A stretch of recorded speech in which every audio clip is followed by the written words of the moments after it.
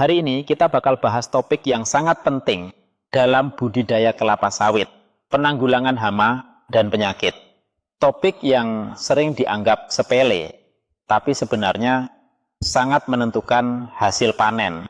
Iya, dan seringkali orang berpikir cukup semprot-semprot aja, padahal nyatanya nggak sesimpel itu. Banyak aspek yang perlu diperhatikan, mulai dari jenis racunnya, dosis, sampai sistem kerjanya. Betul. Kita mulai dari dasar dulu. Hama dan penyakit di kelapa sawit itu apa aja sih yang paling umum? Yang paling sering itu ulat kantong, kumbang tanduk, tikus, dan juga jamur Ganoderma. Setiap jenis ini perlu pendekatan yang berbeda. Nah, buat ulat kantong misalnya, biasanya dipakai insektisida jenis chlorpyrifos. Itu cukup efektif kalau dosisnya tepat. Biasanya 2 cc per liter air udah cukup, tapi tergantung juga pada tingkat serangan. Kalau udah parah, bisa ditambah dikit tapi tetap dalam batas aman. Untuk jamur Ganoderma, kita biasanya pakai fungisida berbasis trichoderma, ya. Iya, atau kombinasi dengan bahan aktif seperti karbendazim. Tapi trichoderma ini lebih ramah lingkungan dan bisa mencegah penyebaran lebih luas. Nah, menariknya adalah bagaimana cara menyemprot agar aman, terutama buat para pekerja. Ini yang sering dilupakan. Prosedur kerja harus sangat ketat. Pekerja wajib pakai APD lengkap, sarung tangan, masker, kacamata, dan baju pelindung. Dan harus ada zona campuran bahan kimia yang terpisah dari area makan atau istirahat, supaya nggak ada kontaminasi silang. Sistem kerja juga harus diatur. Misalnya, satu tim hanya bertugas mencampur, satu tim lain khusus menyemprot. Jangan ada pertukaran tugas sembarangan.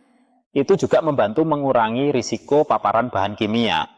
Dan penting juga ada SOP yang jelas soal penanganan kontaminasi. Misalnya, kalau ada pekerja yang terpapar cairan kimia, langsung cuci dengan air mengalir minimal 15 menit, lepas semua pakaian, dan bawa ke fasilitas kesehatan.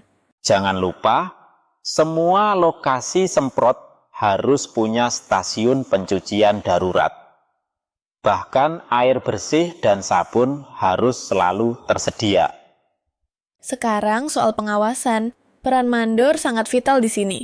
Iya, mandor harus pastikan semua pekerja menjalankan prosedur dengan benar.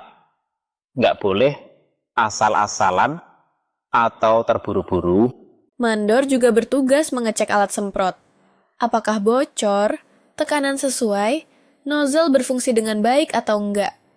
Dan juga mengawasi pencampuran dosis racun. Jangan sampai kelebihan karena itu bisa merusak tanaman dan bahaya buat pekerja. Kadang pekerja nggak sadar kalau dosis berlebih itu bukan bikin hama cepat mati, tapi justru bikin tanah tercemar.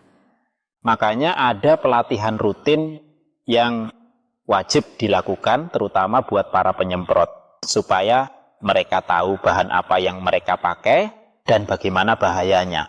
Bener banget, dan nggak cuma tahu, tapi juga paham bagaimana melindungi diri. Karena ini bukan cuma soal kerja, tapi juga soal nyawa. Dalam hal pengendalian hama dan penyakit ini, kita juga harus bijak.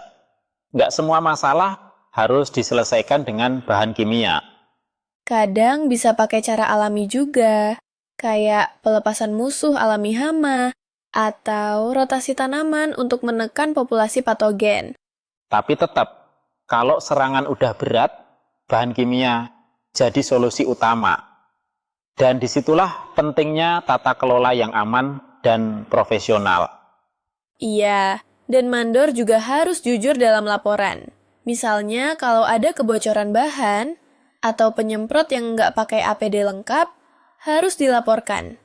Jangan sampai karena ingin cepat selesai, justru jadi ada kecelakaan kerja. Soal ini memang nggak bisa ditawar. Jadi kesimpulannya, pengendalian hama dan penyakit itu kerja tim. Ada peran penyemprot, mandor, dan juga sistem pendukungnya. Dan tentu saja harus ada pemahaman tentang bahan kimia, dosis yang tepat, serta perlindungan bagi semua yang terlibat. Terakhir, penting banget ada sistem dokumentasi. Setiap penyemprotan harus dicatat, tanggal, bahan yang dipakai, dosis, dan hasilnya. Biar bisa evaluasi dan tahu kalau ada efek samping atau masalah. Jadi bukan cuma semprot dan lupa. Nah, kalau kamu punya pengalaman unik soal penyemprotan kelapa sawit atau tips lain, bisa banget dibagikan. Siapa tahu, bisa jadi insight baru buat yang lain.